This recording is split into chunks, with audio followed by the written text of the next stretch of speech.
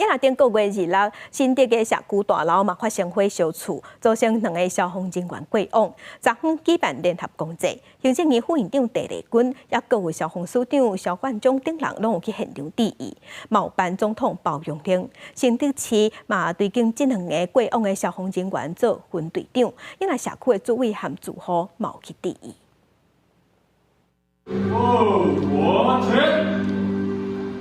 加消防旗甲国旗嵌伫灵柩顶，表达深沉的悲痛，也显示对英勇精神的最高荣誉。新竹市真空会5月26发生火警，2个消防员进入火场搜救的时阵不幸殉职。6月7日举行联合公祭，行政院副院长陈丽君、消防署长萧焕章、新竹市长高虹安等人到场致意。真济县市内的几落百个消防人员换来到场，场面隆重哀伤。行3鞠躬礼，1鞠躬，再鞠躬，3鞠躬。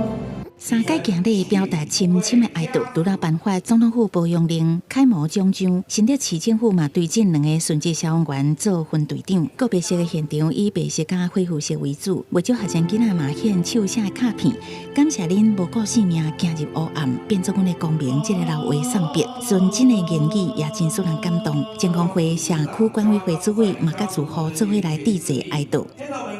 我们就是想要再借由这个机会，致上我们最深层的一个感谢，因为真的没有这2位英勇的消防兄弟，没有消防队员、消防局的协助，我们现在没有办法站在这里，我们可能搞不好都还困在火场。新竹市政府表示，已经向专属部申请因公武术，各向消防署申请警察人员因公伤亡慰问金发起办法慰问金，金额由主管机关专属部甲消防署来核定，市政府原来会豪华武术。记者综合报道。